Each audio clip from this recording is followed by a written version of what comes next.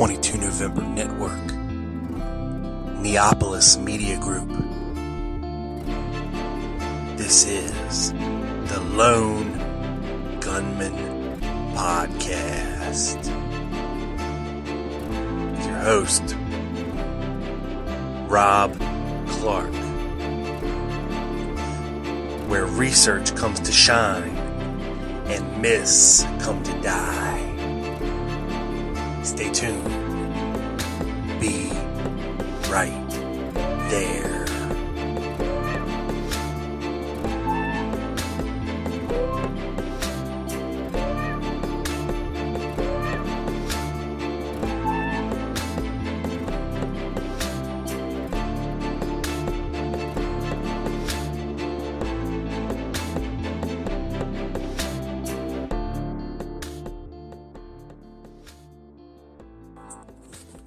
What is up, people? Welcome to the Lone Gunman Podcast. This is your host, Rob Clark, and today it's episode number 63.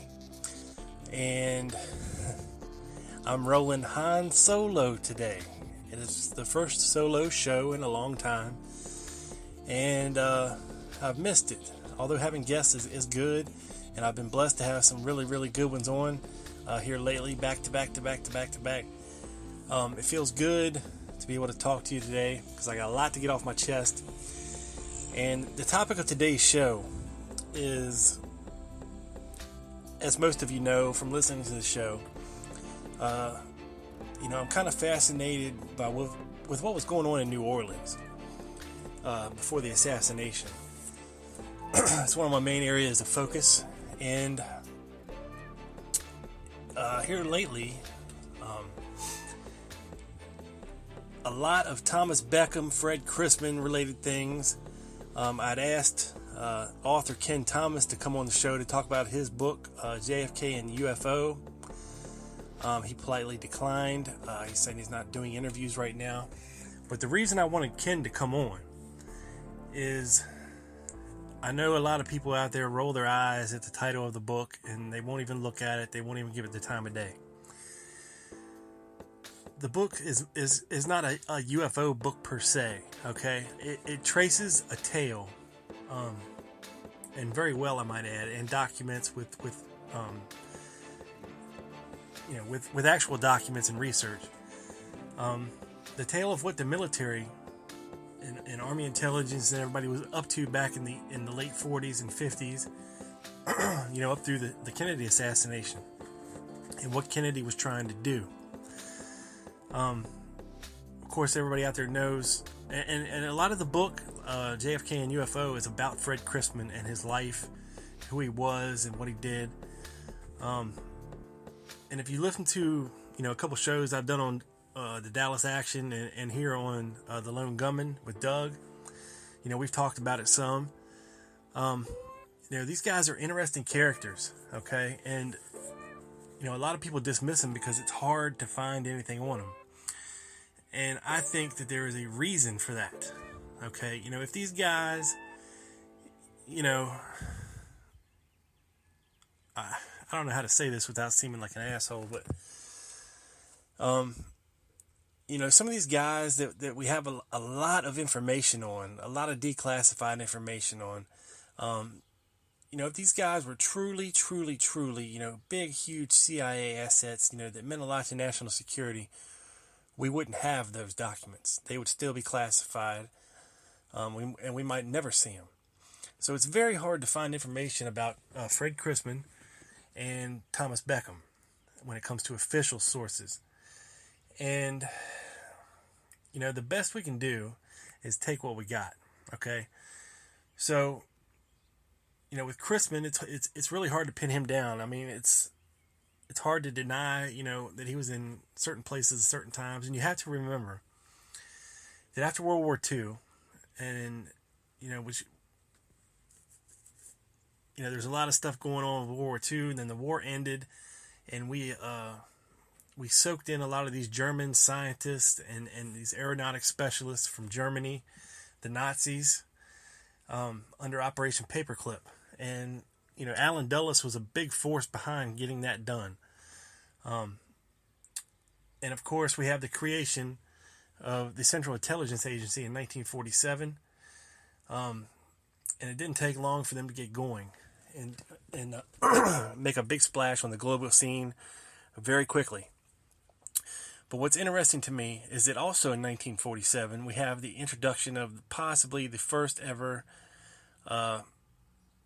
real, plausible crash of unidentified flying objects in Roswell, New Mexico. And the Ramey memo has long been a what is the closest thing to proof that we might actually have that something did happen there. I'm going to read you the Ramey memo, and you can judge it for yourself. It's been decoded. Urgent headquarters, Army Air Force, Washington, 8th July 1947, Vandenberg. From headquarters, 8th AAF, subject Roswell. FWAAF, I don't know what that means, acknowledges that a disk is next new find west of the cordon. At location was a wreck near operation at the in addition Teapot Airfoil Ranch, and the victims of the wreck you forwarded to the ? Team at Fort Worth, Texas. Aviators in the disk, they will skip or ship for A-1/8th Army AMU AAF visitors by B-29, ST, or C-47 to Wright Air Force Base, assess airfoil at Roswell, assist fly out, sure about that CIC/team said this misstate meaning of story, and think noon, Sen said, late today, next sent out of PR, public relations, weather balloons would take work. If photos used and land demo drawing crews, better if they add, I don't know, and then Ramey. And what I'm referring to is there's a picture of Ramey bending down, holding up a piece of what was supposedly crashed at Roswell, which was just a weather balloon. Now, of course, this wasn't first stated in the original news story.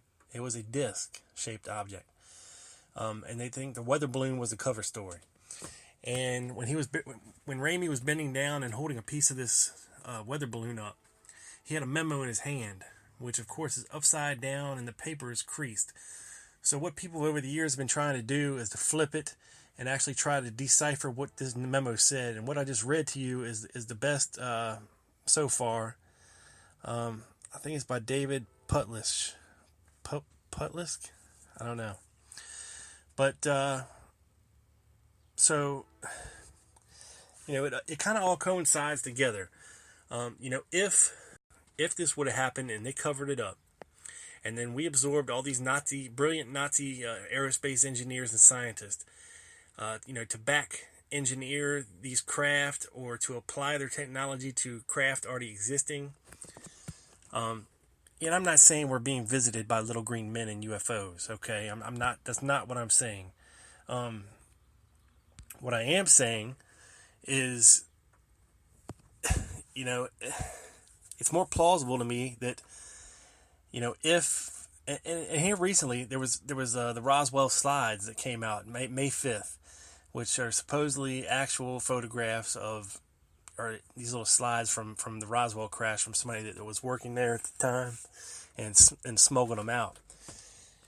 Now, we can debate their authenticity all day long, but it's just hard to say whether or not yeah or nay. What I do know is that, as long as mankind has been around, okay, and I'm talking, thousands of years, maybe 100,000 years. I think it's the oldest fossil. When we go from, being hunter-gatherers in caves and discovering fire and the wheel, and, it takes us, almost 1,000 years to start to develop crude machinery such as the printing press and things of that nature to make our life a little easier.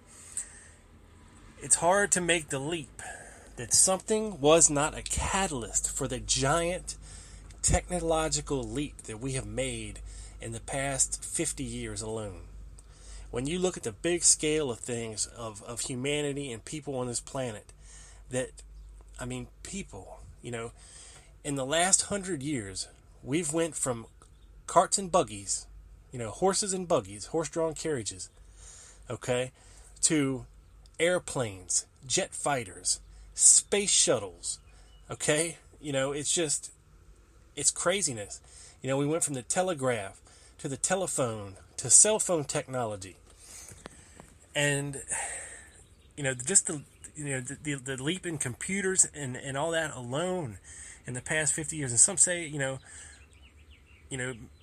could probably argue that, it was just once these certain things were figured out that, there was more people and more eyes around to make them better.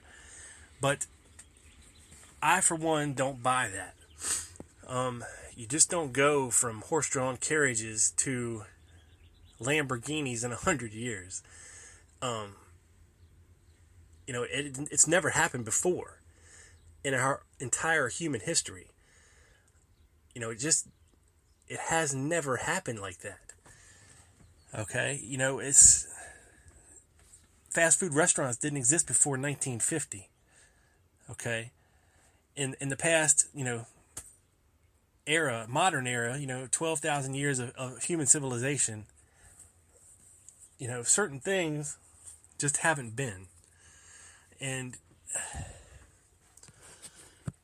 it's just hard for me to look past that little factoid that maybe, just maybe, something did happen in the 40s and 50s.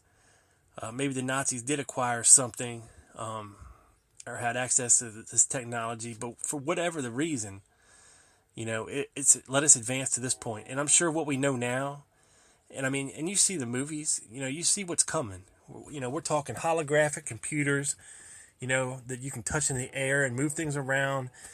It's all coming, implants, communication devices, implanted communication devices. You won't need a cell phone anymore. Okay, they have Google Glass, where you have the internet right there inside your glasses.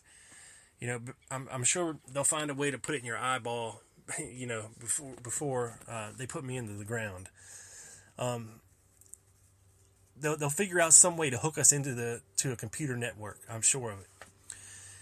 And it's just all these advances come out of the 40s and 50s. We get jet fighters. We don't have these big bulky bombers anymore, or these little tiny little one-man machine gun operators. It's just, we go from propellers to jet engines, within 20 years. And a lot of this stems from the aeronautic industry. There was a big bidding war that JFK was a part of, as far as giving contracts, government contracts between General Dynamics and Boeing, and certain other ones that they were all vying for government business because it's big money. Okay, it's big money.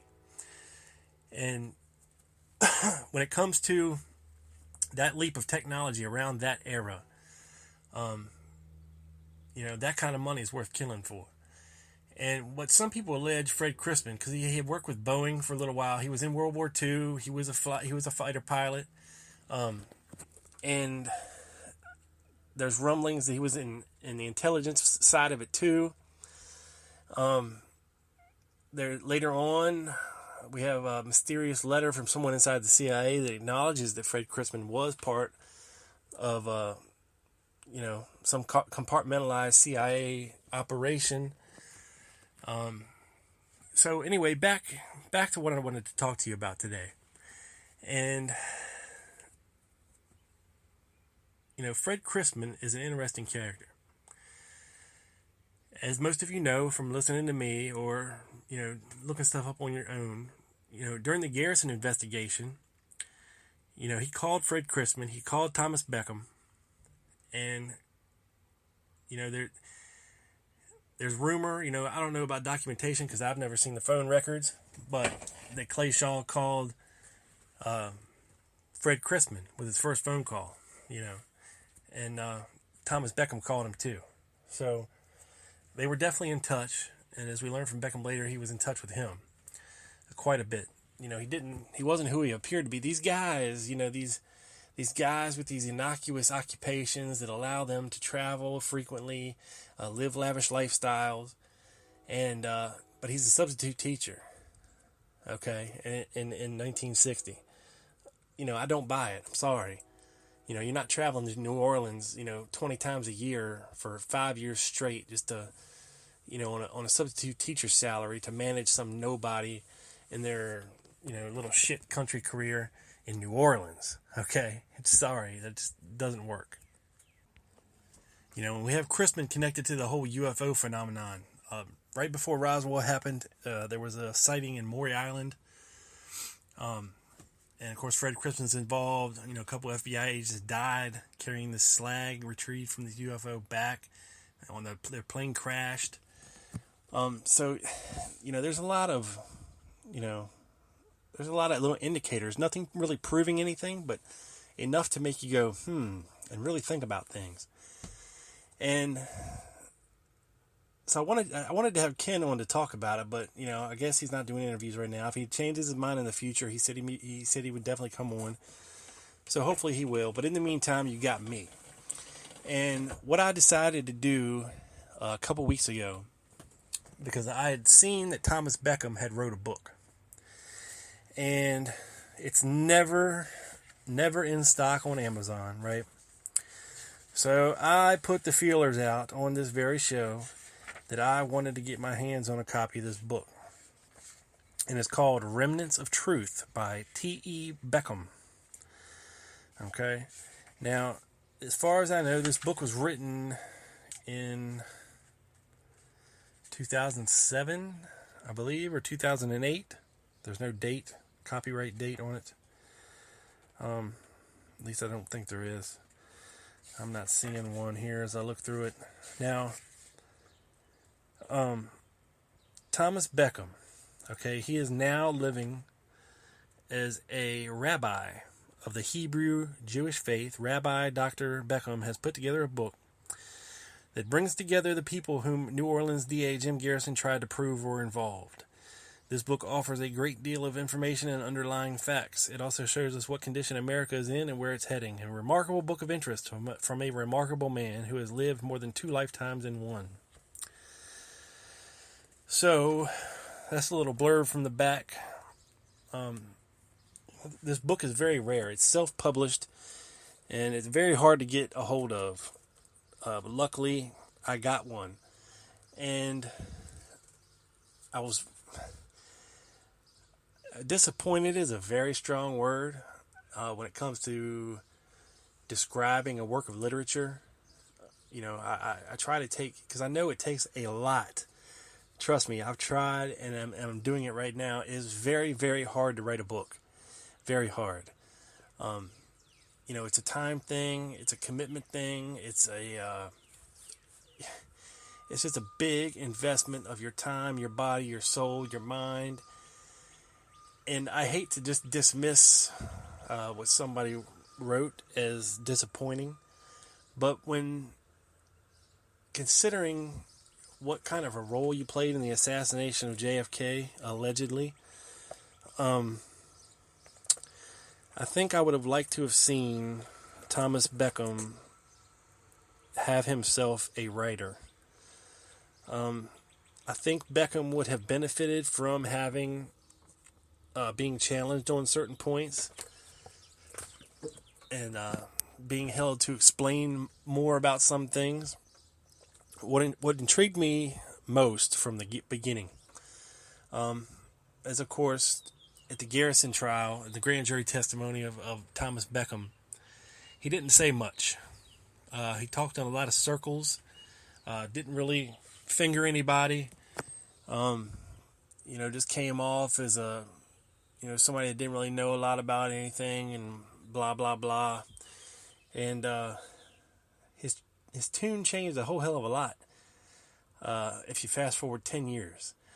In his testimony to the HSCA that he was given immunity for, which means he could tell him whatever he wanted, even implicate himself in the murder, and they couldn't touch him because he had immunity.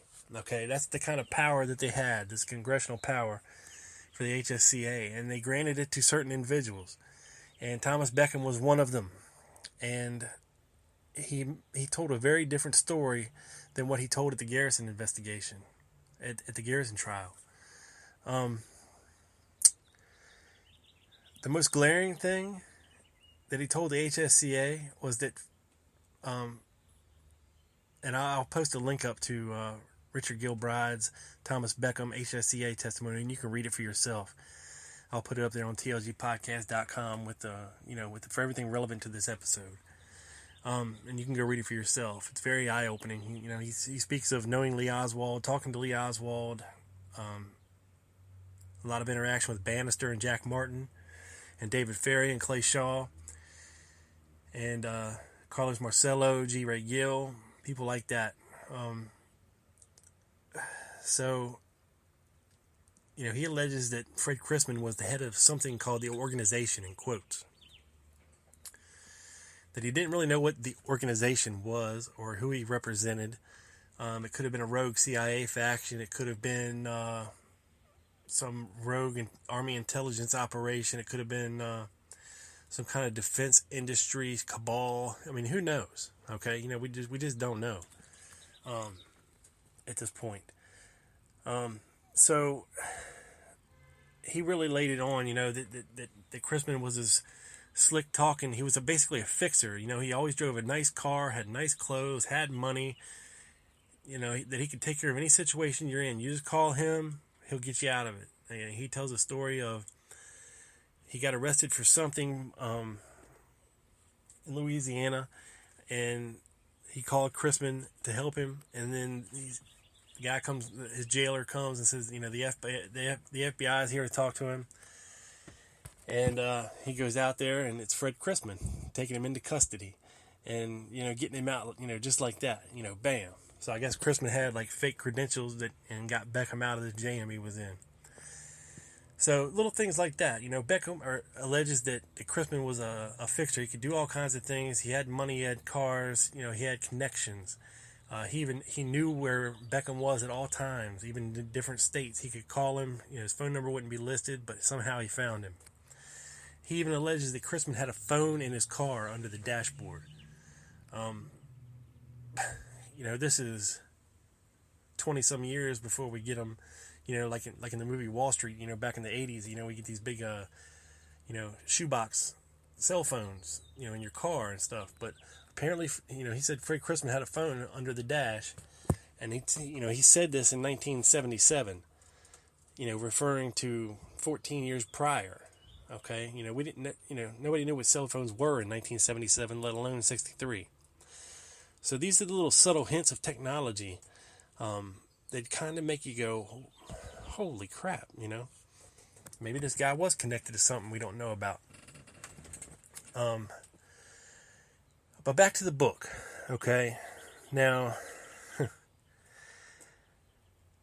anybody's looked into Thomas Beckham, okay, it's very easy to see that he was basically a hood back then, a con man, if you will, a procurer of false documents, false certificates,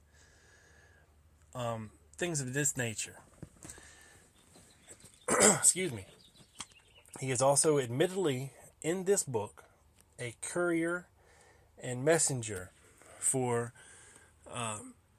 Carlos Marcello and anybody else who wanted to hire him, basically. He even says in this book, he didn't say it to the HSCA, but he says it in this book. He used to run bribe money from Carlos Marcello to Jim Garrison's top investigator, Pershing Gervais, in Garrison's office, and these were payouts. That dude was dirty, he said. So things like that, just make you go, damn.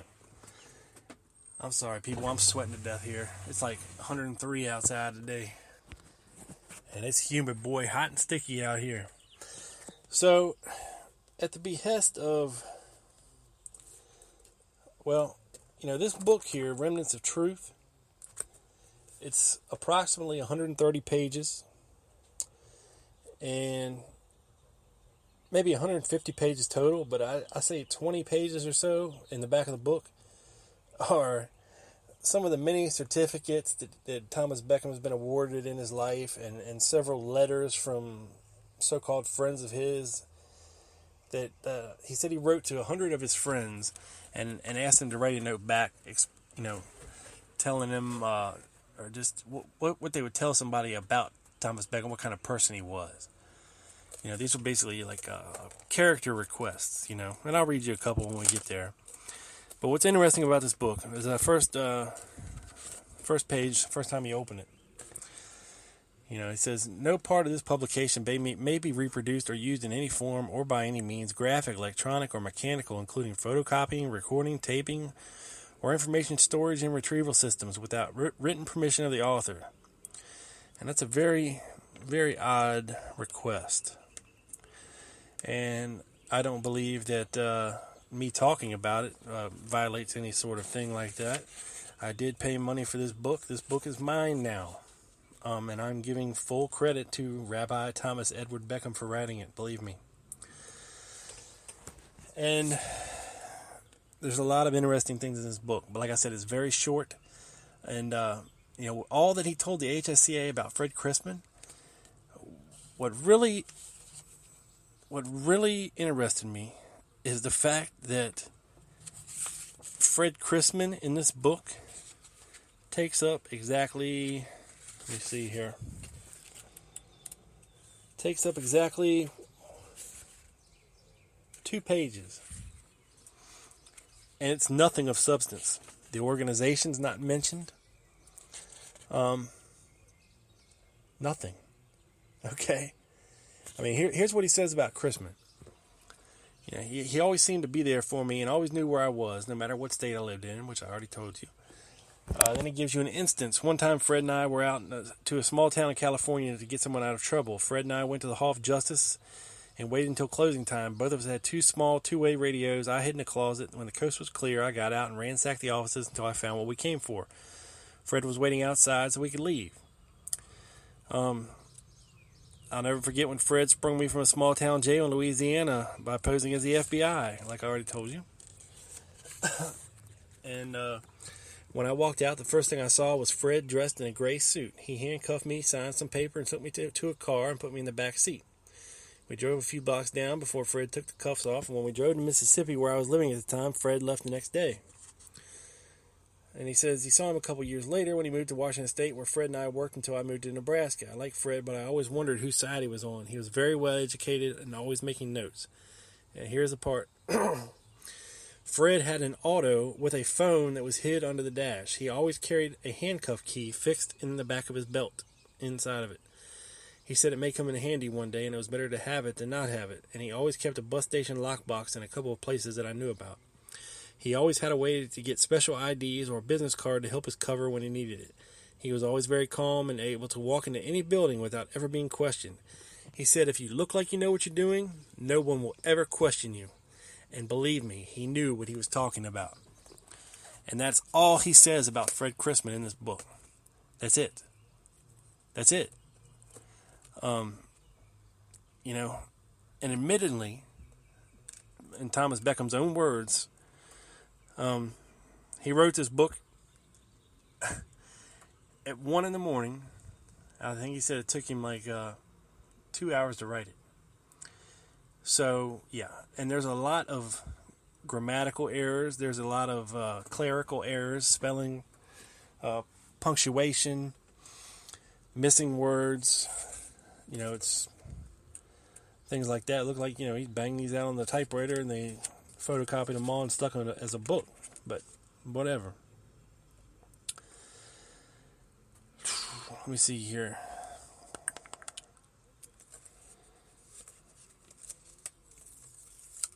Yeah, he says, by no means is this a memoir or a statement or confession in any form. I have written this to clear up thousands of questions I've been asked over the years, and there is still a great deal of missing facts due to the strange death of many witnesses. And which is why he said that he didn't say anything for a long time, because people were dying around him. People were disappearing and dying. And he goes on to mention But as far as I ran, someone always managed to find me, like my CIA buddies, Jack Martin and Fred Chrisman.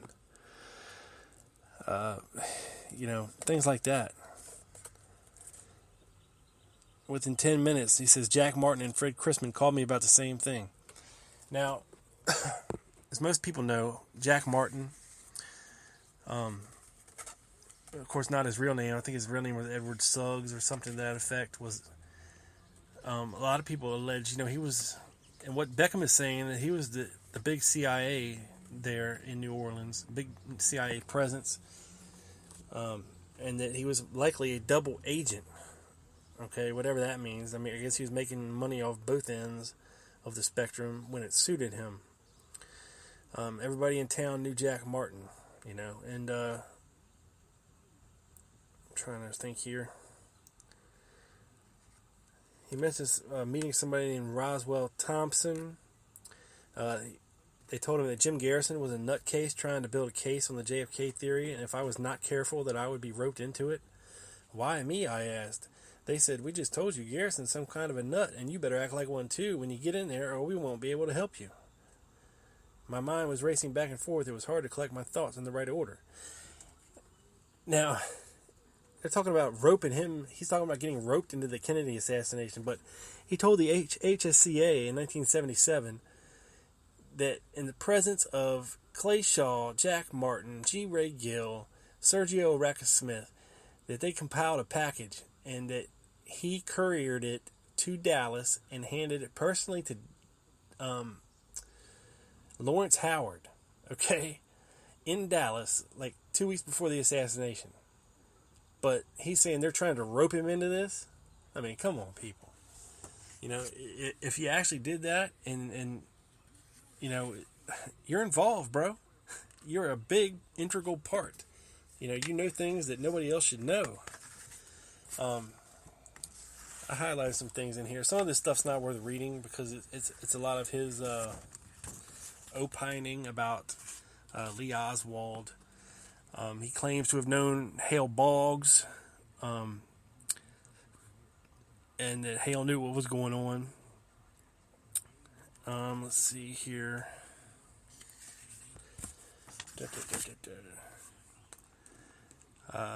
Marines stated that he was a poor shot at the very best. According to Lieutenant Colonel A.G. Folsom Jr., he was the person who evaluated Lee's Marine Corps marksmanship at May 6th, 1959, El Toro, and determined he was a poor shot. Okay. He also intersperses these little quotes in here. Like, you know everything or you know nothing. I think it's safe to say whatever you think you know, you don't know at all, for we all have our own personal opinions. And I don't know if these are like supposed to be subtle hints without actually coming out and saying something. Like, you know everything or you know nothing. I mean, come on, man. It's really not that simple. But, and here he says, I knew the following people, and they all knew me. And here's another quote. You be the judge, and you'll see how I got involved by just knowing people.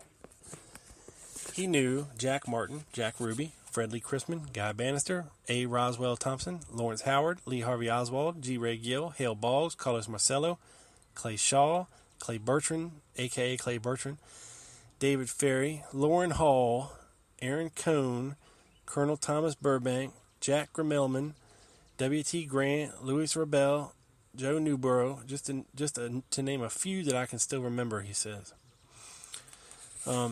So, it's this guy as entrenched as he was in New Orleans, and he knew all these people. Yeah, he's involved in some form or fashion. These names keep popping up in the narrative of the assassination for a reason, people. And it's not just one giant coincidence, as some would have you believe. He praises Joan Mellon for trying to do her best and being a fine, understanding Hebrew lady. He thinks people should read her book, A Farewell to Justice. Jack Martin was always an agency asset, but at the beginning I never knew. My friend Guy Bannister and even Carlos Marcello warned me not to trust Jack Martin, but would not say why. They only told me to play it safe in any business I have with him.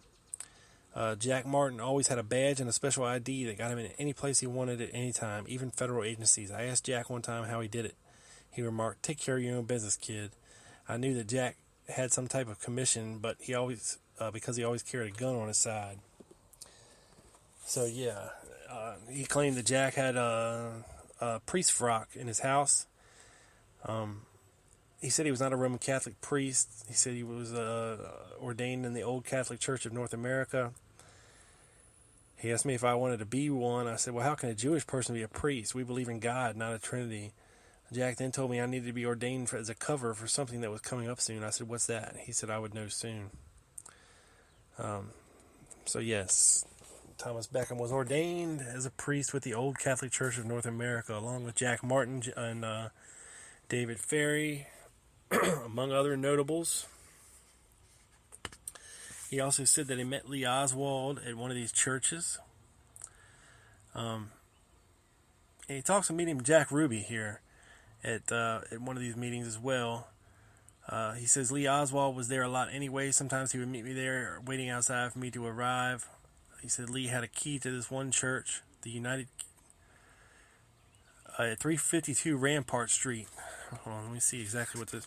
United Catholic Mission Fathers, 352 Rampart Street, but it was only a cover for a group named the United Cuban Mission Forces. This was a group formed to free Cuba. Only Jack Martin and I had a key. I asked Jack if I should give Lee a key. He said, hell no. I don't know why Jack and I were the only ones who had a key and why he didn't want to give one to Lee Oswald. But Lee was there a lot anyway. Sometimes he would meet me there and wait outside for me to arrive. There were a number of meetings at the mission, including notables showing up such as Sergio Araca Smith, Clay Shaw, David Ferry, and many I did not know. When a chunky little man walked up to me and said he was Jack Ruby, he then said, I bet you're that hillbilly singer. He asked if I'd ever sung in Texas. He said if I ever needed help to get any show dates in Texas, just to ask Jack to call him. He had an Oriental woman with him that never said two words. Thousands of dollars came into that mission for the anti-Cuban groups. The government took a lot of it when they picked me up at the airport. Where it went, I don't know. So then he goes on to talk about Guy Bannister and Jack Martin and what they were doing there. He said Guy Bannister had a recording system. They recorded every conversation that went on inside of his office. That'd be nice to have, but I don't think we're ever going to see that. Let's see here. And he goes on to talk a little bit about David Ferry. And how he knew Lee. David and Jack Martin were always on and off mad at each other for one reason or another. They were both fighting over the Bay of Pigs. David flew over Cuba with two other men taking pictures, and the way I heard it, he almost got killed. Jack told him he was getting all the shitty jobs because he was a piece of shit, and boy, the shit really hit the fan. David was always telling me that Jack Martin was an asshole. That one thing I had to agree with him on. But you could also see them together at one time or another frequently for work. They put their differences aside. He says, Beckham says, I flew to Mexico and Cuba, with David Ferry on business along with Jack Martin. The trip to Cuba was for Jack to fix someone, whatever that means. On the way back, he seemed to think he had done a great job to the point that he was proud of himself. I was bringing back money for someone. I was also there collecting information for my own files. I don't think Jack ever knew. I worked directly with Jack Martin on 15 or 20 assignments. One thing I remember about him, that he smoked too much, I guess, and was always on a payphone. The word hell was always on his lips. It was hell this or hell that. I never once seen him without a hat on, and he never took it off. Then he talked about somebody slipping Jack Martin and Mickey, and blah, blah, blah, blah, blah. Now, one revelation that Thomas Beckham has in this book is that he comes clean that he was a CIA agent. He was talking about A. Roswell Thompson, trying to help him in the showbiz. This is how and when Jack Martin came into my life, a CIA agent who used me as a cover and drew me into the agency. Okay? So, Thomas Beckham is claiming to be a CIA agent, okay? And he also claims that he tried to kill Castro at some point. Now this Roswell Thompson guy, okay, he was running for governor of Louisiana. He called himself Louisiana's new kingfish, okay? He proudly carried his KKK card. He was 100% for the white race and would always ask me to pick up and sing Bye Bye Blackbird at public meetings. I was always thinking that someone was going to shoot him. Maybe both of us. Rozzy was a true racist. He had a bar and there was a sign on the door saying, N-words keep out. And he meant every word of it. Okay, and this, Jesus, I mean, this was just in the early 60s, okay, in New Orleans. So that's Roswell. Fine.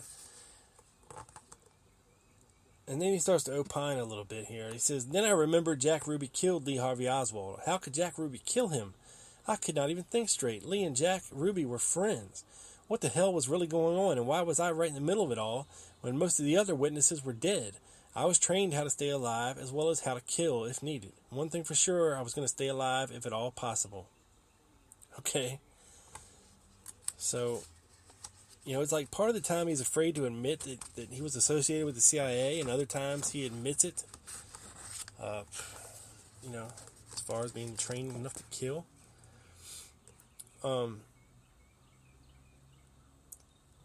Then he talks about Lee Harvey Oswald. I only wish they knew him as I did. To this day, maybe because I know the truth, I still see him as a good friend.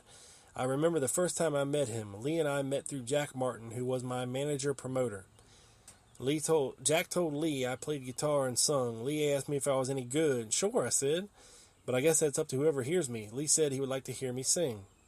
From then on, Lee and I became good friends, and to this day, people ask more about Lee than they do about JFK, but I only remember Lee as a friend. We would go all over New Orleans to clubs and parties, and before long I found out that Lee knew most of my friends and I knew most of his. I asked Lee what high school he had gone to in New Orleans. He told me that he did not go to high school in New Orleans. He went to high school in Texas, and only a couple of years older than me. I think he told me that he was born in 1939. Lee said that he went to school in Fort Worth, Texas, and then jokingly said that's where you should be singing your cowboy and hillbilly songs, not here in New Orleans, but in Texas or Nashville. I asked him if he was born in Texas, and he said no, he was born right here in New Orleans, and that he loved New Orleans.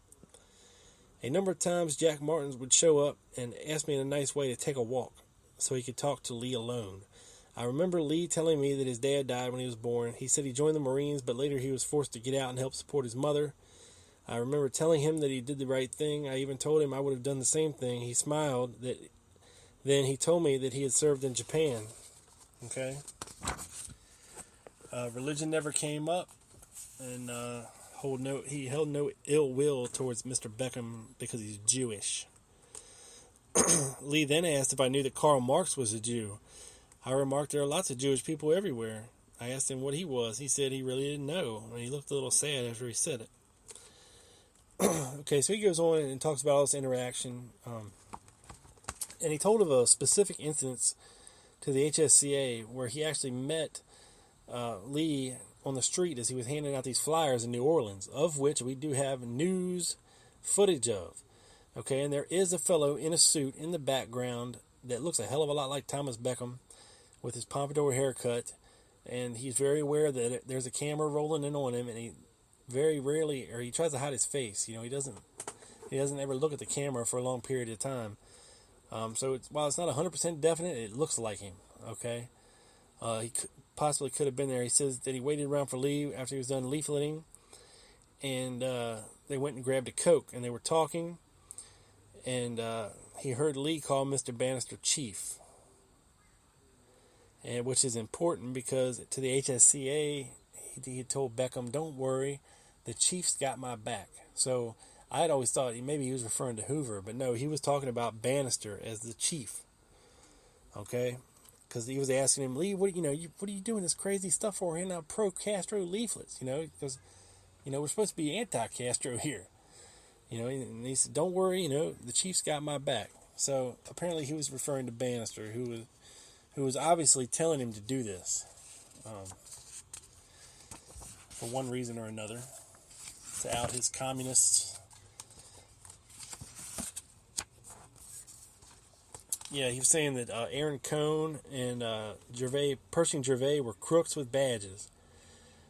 Aaron Cohn was a good friend of most of the crooks on the street, as well as Jack Martin and Carlos Marcello. Jack was always delivering papers to Aaron Cohn, and you would see Carlos and Aaron riding together, or at the Town and Country Motel together. Jack was always there with him. The funny part is Aaron Cohn headed the Metropolitan Crime Commission, okay? And Pershing Gervais was one of Jack Martin's buddies, who was the chief investigator for the New Orleans DA, Jim Garrison. Okay, I remember him as a crook who took money from local nightclub owners and anyone else that he could. He was always trying to pick up dancers at clubs and would get really mad when he didn't score. He could be found in the French Quarter or at the Fontainebleau Motor Hotel. Most of the club owners tried to stay away from him and not make him mad. Jim Garrison had to know something was wrong. Everybody on the street did. Okay, so maybe Jim Garrison was hip to this, or maybe he wasn't. I don't know. But there was a lot of crime going on in New Orleans. Thousands of dollars came in from pinball games that paid off cash. The cops were paid off to look the other way, and they did. Then he talks about Oliver Stone. He says, long after I thought everything was over, two men came to see me in Louisville, Kentucky. They were with the movie maker Oliver Stone. They informed me that Oliver Stone was going to make a movie on the JFK assassination. I knew I wanted no involvement of any type in any way. So I used reverse psychology by acting like I was some type of fame seeker and con man. Not a stretch here. I wanted them to believe what they had already read about me, and that was the truth. And this way they would steer clear of me and go no further. They packed up and left, thank God. And the movie came out without me and many others. It was more about Jim Garrison than anything, but I heard that it was just a movie based on a few little facts. In no way am I saying this to discredit Oliver Stone, who I feel is a great filmmaker. Blah-diddy, blah-diddy, blah. Okay, and here's what he says when he's talking about giving his HSCA testimony at the federal courthouse in New Orleans on May 1978, I was deposed at the federal courthouse in New Orleans. This is a time I want to forget for a long time. I was asked a great deal of questions by attorney Jim McDonald, most of them questions about homosexual things, only because he was trying to upset me and make me out to be a liar, unreliable. All he wanted to do was embarrass me. I think he was a closet homosexual. There was a lot of homosexuals connected to this case, but I never was that way. I knew right away that he did not believe anything I said. He was continuously trying to interject his own answers to the questions he was asking. I kept my mind elsewhere in order not to think about anything I was being asked, but two of the nicest and most well-trained investigators I ever met were L.J. Delsa and Robert Burris. They were after the truth in the JFK assassination, and they were going for it. They were straightforward but understanding, and I've never seen them again. And the reason for that is because they were told to back off of Thomas Beckham, who they really, really wanted to give a lie detector to, and he agreed to it, and he couldn't get the House to fund it. And that became a problem for L.J. Delsa and Robert Burris, who, much like Gate and Fonzie, were great investigators. They just had no support and no means to do what they wanted to do their job correctly and find the truth. So that was kind of cool for Beckham to add that in there. Excuse me. Let me see here. It says, if you stop and ask yourself, why were Lee Harvey Oswald and Jack Ruby friends? Why were Clay Shaw, a CIA contract pilot, I think he's talking about David Ferry, Guy Bannister, CIA and FBI, Jack Martin, CIA operative myself, and many Cubans linked together. All I know for sure is that I was a runner and a pickup agent. As far as I know, I was the only one in our group that functioned as a pickup and runner agent, which included messages and money, along with other things I wish to not talk about, for it has nothing to do with JFK. He mentions Richard Case Nagel. And then he tells of his little stint to Dallas, where he met Lawrence Howard and handed him the package. But the people there in G. Ray Gill's office All he says was, we were all at Attorney G. Ray Gill's office, who was David Ferry's attorney and Carlos Marcello's attorney, when I was given a large brown envelope to deliver to Dallas, Texas. I was driven to the airport, given a couple magazines where I put the envelopes that the attorney had given me. He told me he knew that I liked to talk a lot, and he said he did not want to hurt my feelings, but what he had to say was very important, that I shouldn't speak to anyone on the plane, as I wasn't to wear any jewelry or draw attention to myself. Now, to the HSCA, he stated that there was a lot of people present at this meeting, but he doesn't name them here. He only says that it was G. Ray Gill. So, who knows what the truth is there. He also states that he met former Cuban dictator Fuentes Batista in person. He says he went to the Monsanto airport with Jack Martin and Guy Bannister, met a small plane, and out stepped Batista, who handed over a briefcase full of money and handed it to Jack Martin. They all looked like they were personal friends, and the dictator handed Guy Bannister an envelope out of his pocket. I never asked him what was going on, and they never told me. After they all hugged each other before they left, the former dictator even waved at me in the car, and Guy told me, think about it, Tom, you've been a personal part of history. Hell, kid, clear your head. That was Batista of Cuba. And I jokingly says, so what? He's out of work now. Jack replied, yes, but he has a hell of a retirement plan.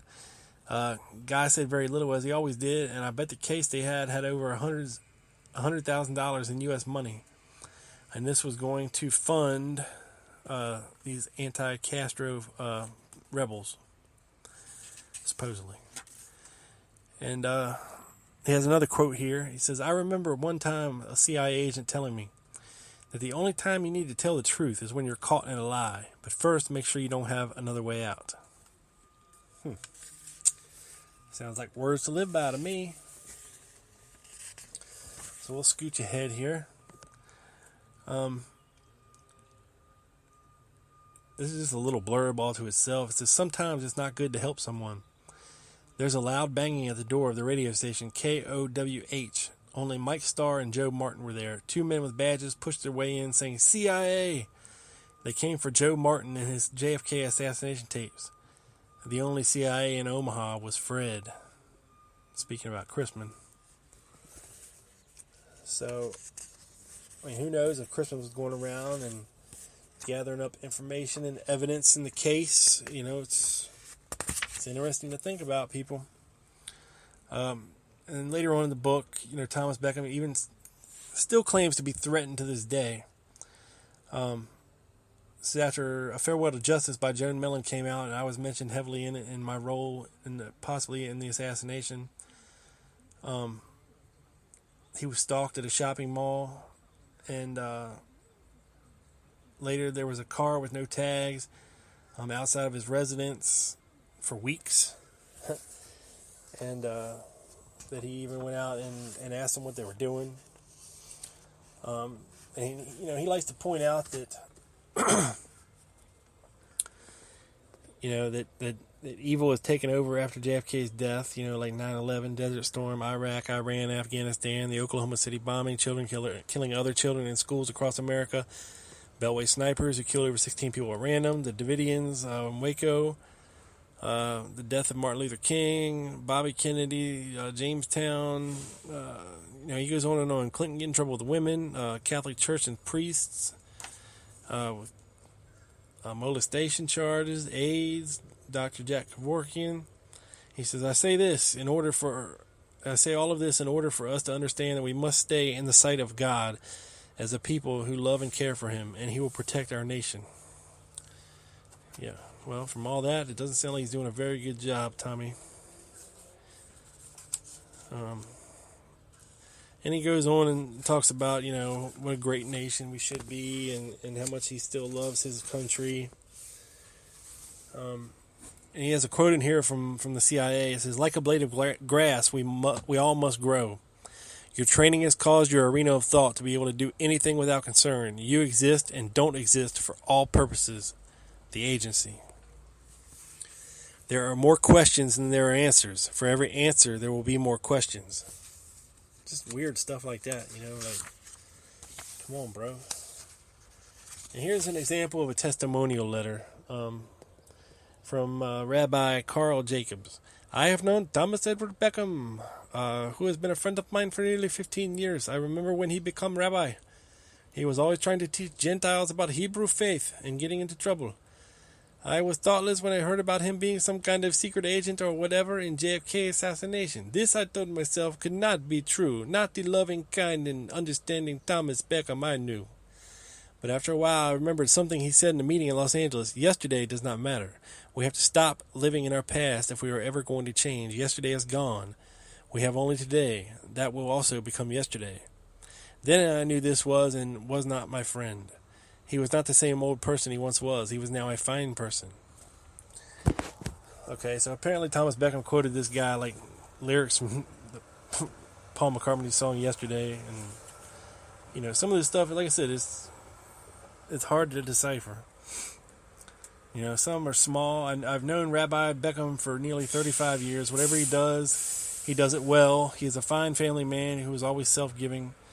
Blah, blah. I think he was written a very educational book that will answer on bringing together missing parts of the JFK assassination. I wish him only the best. Dr. Frank Stranges. Not Frank Sturgis, Frank Stranges. Alright. Here's the Thomas Beckham we all know and love here. It says, on the following pages I have listed just a few of my over 2,000 honors, degrees, and titles I have proudly received to date. I could not list all of them in this book. I have received a number of honors from other countries of which I am very proud, but to others they mean nothing. Okay, so, he's an honorary, Kentucky colonel. I think it's one of them.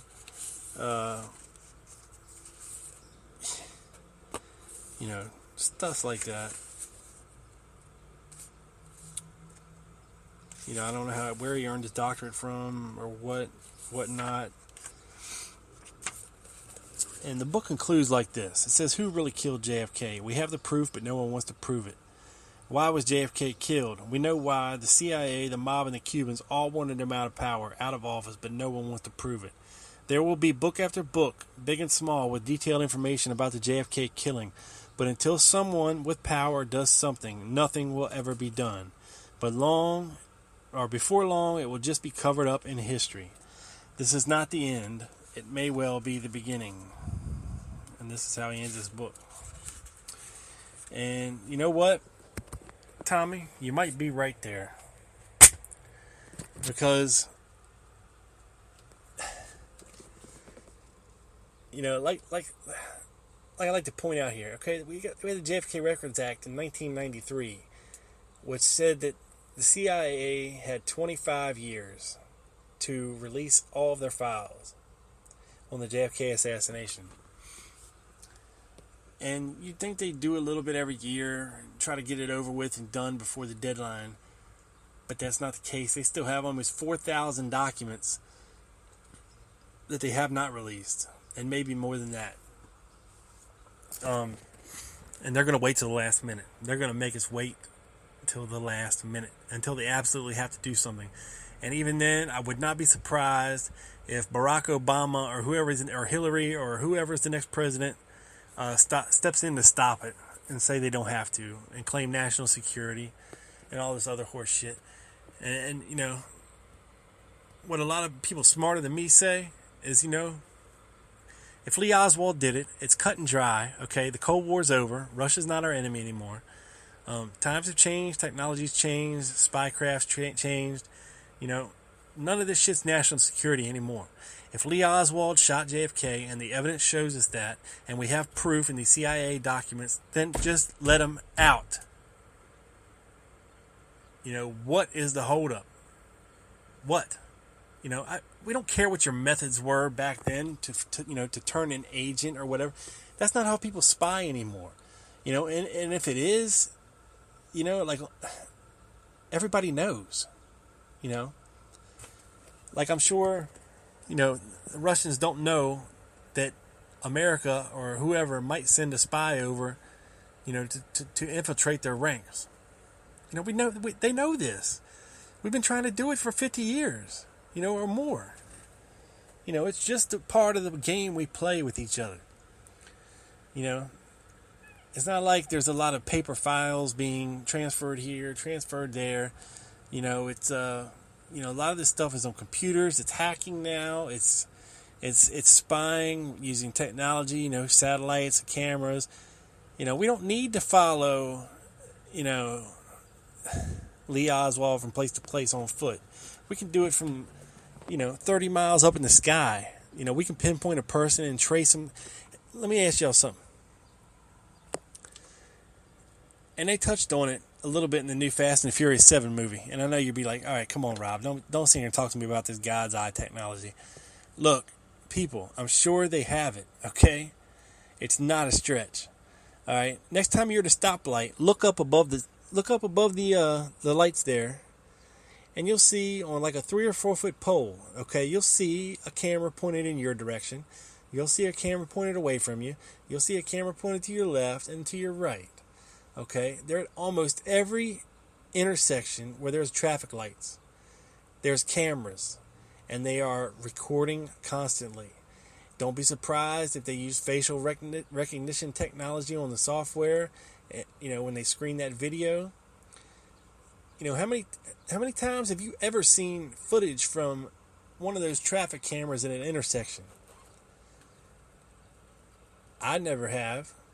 Sure, there's traffic cameras like set up along an interstate. Like the lady in the traffic bureau in the morning when she gives you the traffic, you get the little picture of the traffic. But you never see that footage from intersections, even of major crashes and things like this that happen at major intersections. They always try to have to determine whose fault it was. Well, gee, dumbass, why don't you look on that camera, rewind it, and see what really happened? Okay? It's not hard, to have either facial recognition software or license plate reading technology. We know they have it. Everywhere you go, there's backup cameras in vehicles now. There's dash cams. There's license plate readers fixed on cop cars now. There's light cameras at every intersection, every ATM you pass by, every convenience store, you're on camera. Every department store, you're on camera. Every public place, you're on camera. Everybody has a camera in their cell phone, you're on camera. Because they can tap into these cameras whenever they want. I hope you know that. That's why I don't deal with the Facebook app. When you have that Facebook app on your phone, you're giving Facebook permission to turn that camera and the microphone on whenever they want to. They control it, not you. I mean, you control it too, but they can turn it on through that app without you even knowing about it. Yeah, to collect data, to mine data, so they can figure out what ad to put on your page next. Like say you and your wife go out to a nice a winery one weekend. Okay, now the GPS on your phone knows where you are. Okay, you have an eye on your phone that can see, because of course everybody has to have their phone out all the time, messing with it, playing on it, seeing if they got a new message or a new notification or whatever. Okay, so that eye sees where you are. The GPS knows where you are in your phone. That app talks to your other GPS app and sees, oh, this guy's at a winery. He must like wine. And don't be surprised if a couple days later or the next day on your Facebook wall you have an ad for, Joe Blow's wine. Okay, this is how it works. Okay, that's why I only use it through the browser. That way it can't, commandeer my phone. You have to really be particular about the permissions of apps that you should put on your phone, because they will do whatever they want. But enough of me opining on my government conspiracy angle of the day, and back to the book. Apparently this cat is still alive and kicking, and is, of course, is a rabbi and is a substance abuse counselor, still living in Louisville, Kentucky. My buddy Ted Rubenstein said he was going to call him. I don't know if he ever did, or if he did and nobody answered, or weren't cooperative. I don't know. If he hears this show and gets pissed off that I'm reading parts of his book, I'll let you know. But I think it's part of the fair use policy. He self-published a book that hardly nobody's ever going to see. I was lucky and got this from a small bookstore actually in Louisville.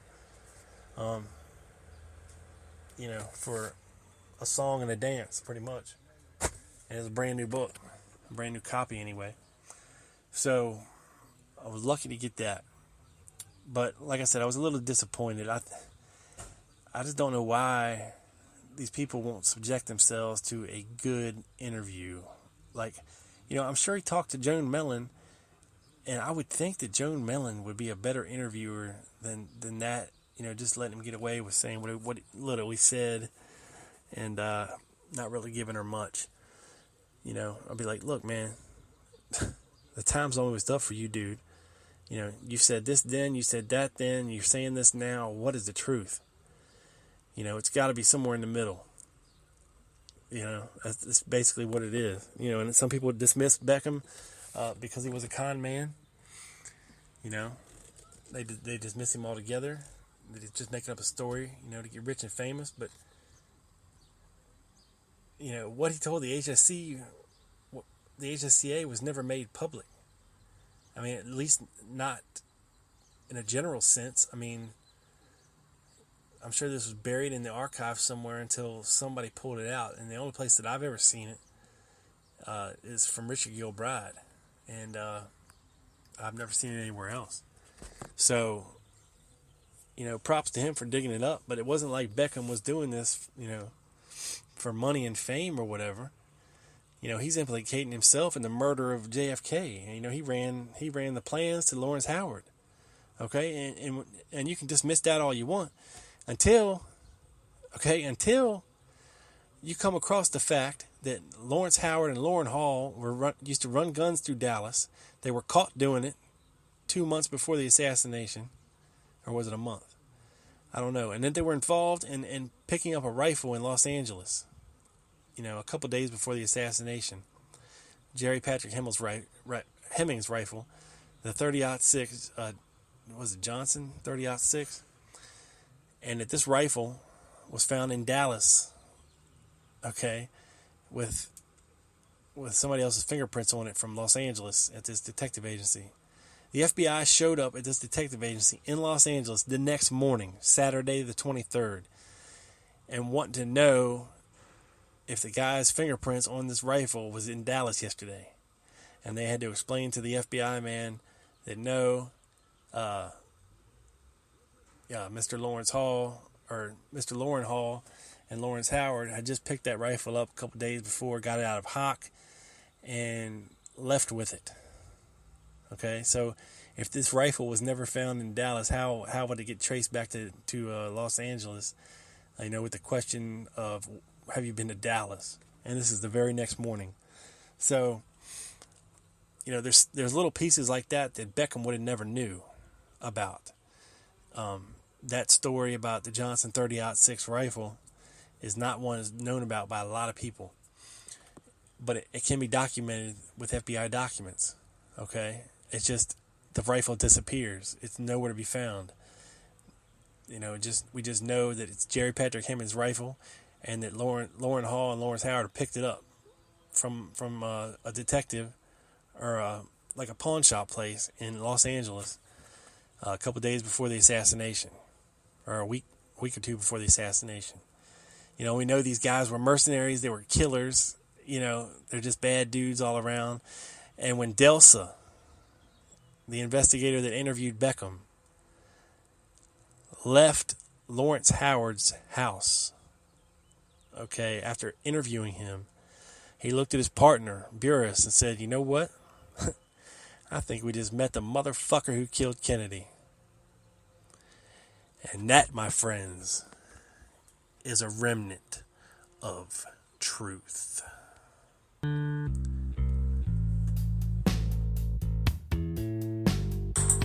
This son of a bitch is in the can, people. Beamed up this satellite down directly to your ears. This is your boy Rob Clark. Thanking you for listening. TLGpodcast.com.